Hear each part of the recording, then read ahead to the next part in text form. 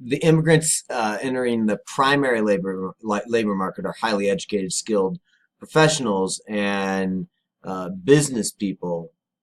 Members of this group are generally fluent in English, and many were educated at U.S. universities. They're highly integrated into the global urban industrial economy. In many cases, they're employees of multinational corporations who are ultimately transferred here by their companies to get more education and or to maximize the use of that U.S. education that their employees have. These immigrants, they're affluent, they're urbane, and they're dramatically different from the peasant laborers that we've seen in the past. You have to remember that because they tend to be affluent and enter a growing sector of the labor force, they tend to attract less notice and fewer racist reactions than their more unskilled counterparts. And this could just simply be by geographic dispersion. The more affluent you are, the nicer neighborhood you live in, and the less likelihood you're of being confronted with some of the racist comments that you would find in maybe poor neighborhoods. The groups with higher percentages of members entering the primary labor market include Indian, Egyptian, Iranian, and Nigerian immigrants. Secondary labor market, on the other hand, is where you're seeing the more traditional type of immigrant. This mode of incorporation is more typical of immigrants with lower levels of education and fewer job skills. Jobs in this sector are less desirable and command lower pay, little security, and few benefits, and they're often seasonal or in the underground or informal economy. The groups with high percentages of members in the secondary labor market are the Dominicans, the Haitians, and the less skilled and less educated kinfolk of their higher status immigrants. Ethnic enclaves play a role here as well. Some immigrant groups, especially those that can bring financial capital and business experience, have established ethnic enclaves. Some members of these groups enter U.S. society as entrepreneurs, owners of small retail shops and other businesses. They're less skilled and educated co-ethnics serve as the source of cheap labor to staff the ethnic enterprises. So even within the enclave, you have an advantaged and a disadvantaged group.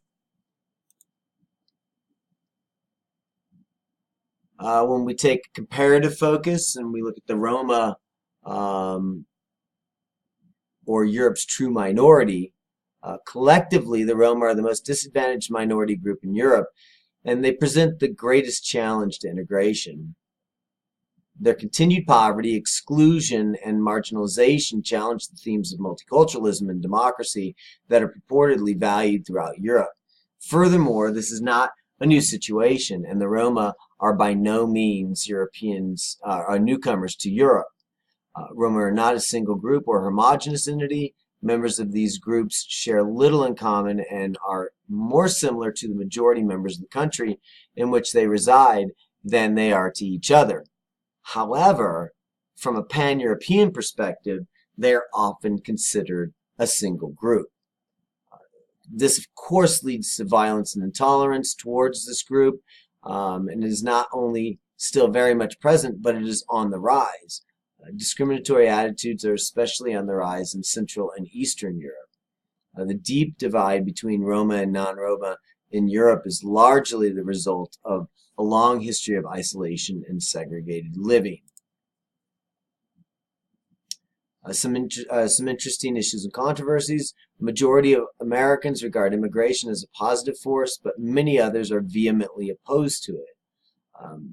The history of this nation is replete with anti-immigrant and nativist groups and activities, The present is no exception, and really the present is no exception right now. If there's one divisive force in the United States, it's immigration.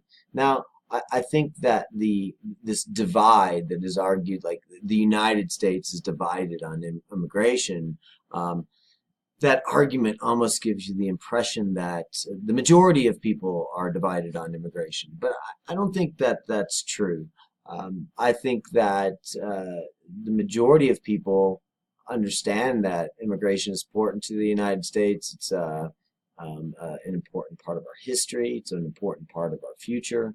But a minority in the country are vehemently pushing back against that. And at this particular time in our evolution, in our nation's evolution, the President of the United States is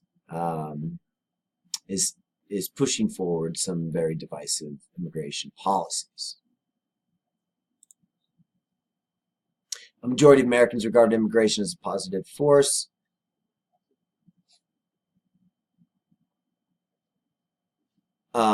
While many others vehemently oppose this. This is what we were talking about in the previous slide. Sorry about that, folks. I don't think I moved on to the next slide. Hold on one second here. The immigrants themselves present issues and controversies. Although very grateful for their economic opportunities available in the U.S., immigrants may be ambivalent about U.S. culture and values.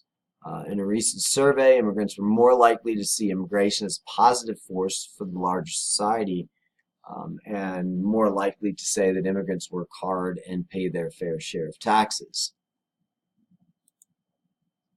There's some costs and benefits to immigration in the United States.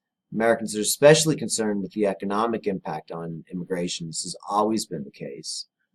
Contrary to widespread beliefs, many studies, especially those done at the national level, find that immigrants to the U.S. are not really a particular burden, and they might be a benefit in reference to many of the promised social benefits that we expect based on working in the U.S. economy, especially as our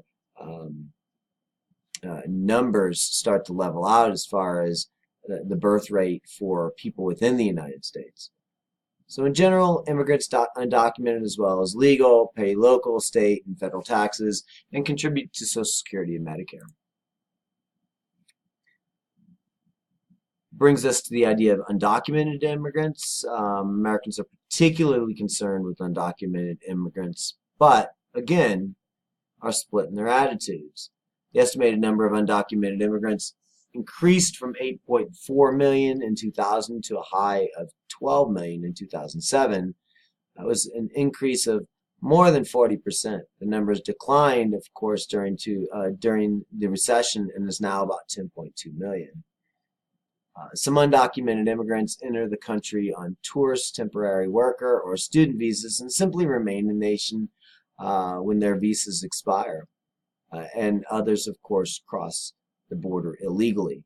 One of the reasons that the supply of unauthorized immigrants has been so high is because of the continuing demand for cheap labor in the U.S. economy. This is not the immigrants' fault as much as it is the desire of U.S. companies to have cheap, controllable labor forces. A variety of efforts have been made to curtail and control the flow of undocumented immigrants. Various states have attempted to lower the appeal of the United States by limiting benefits and opportunities.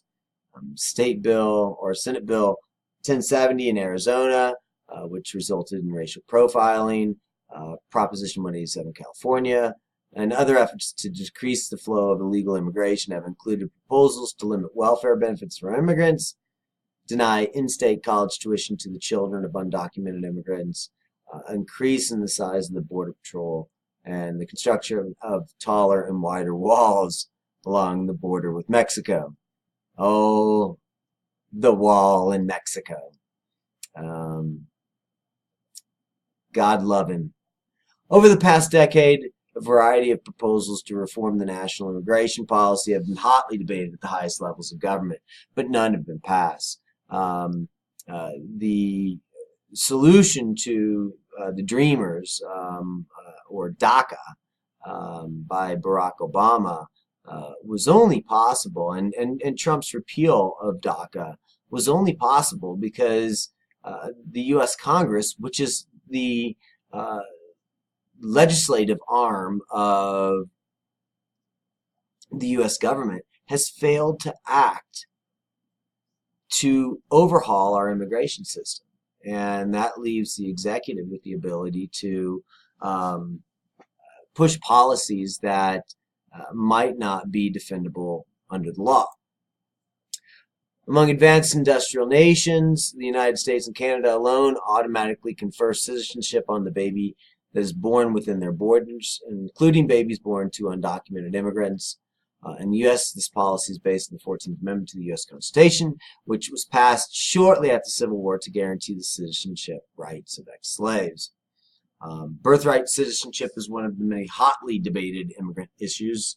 All immigrant issues are hotly debated. Arguments for ending birthright citizenship commonly cite the cost to taxpayers and that it would reduce the incentive for people to enter illegally. On the other hand, if the primary incentive for immigration is work and job opportunities, ending this policy would have little impact on population flows, and repeal of birthright citizenship would increase the size of the unauthorized immigrant population and pretty much create a large permanent class of marginalized people who ultimately would be stateless without full citizenship rights anywhere, and of course, easily exploited. It's quite likely that the birthright citizenship will be a prominent issue in American politics for some time, especially if Congress doesn't act and implement a comprehensive immigration policy that is suited towards the 21st century. Is contemporary assimilation segmented? Well, although the process of adjustment was anything but smooth or simple, European immigrants eventually Americanized and achieved levels of education and influence comparable to national norms. Some are arguing that assimilation for new immigrants will be segmented, and that the success story of the white ethnic groups will not be repeated. We've seen all kinds of examples of this throughout this course, and those of color are going to continue to have problems assimilating to the United States. Even though things are getting better, it might not seem like that they are at this moment, but they really are. It's going to take a long time for the problems of race to work their way out in American society, if they ever do. Others find that the traditional perspective on assimilation continues to be useful and accurate. I don't see it that way, but you have to look at groups on a case-by-case basis. Even though there are similarities within whether a group is acculturated or not acculturated in the United States, there are similarities between the groups. We also still need to see them as their own specific cases.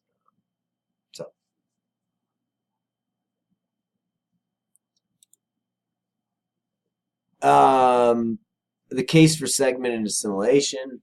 Well, Doug Massey presents a compelling argument in favor of the segmented assimilation perspective. Assimilation today, he argues, is segmented, in a large percentage of the descendants of contemporary immigrants, especially many peasant immigrants, such as Hispanic groups and Haitians, face permanent membership in the underclass. And then there's a case to be made against assimilation. Recent studies argue that contemporary assimilation will ultimately follow the same course followed by European immigrant groups hundreds of years ago, and as described by Gordon's theories earlier on in the course. We shall see.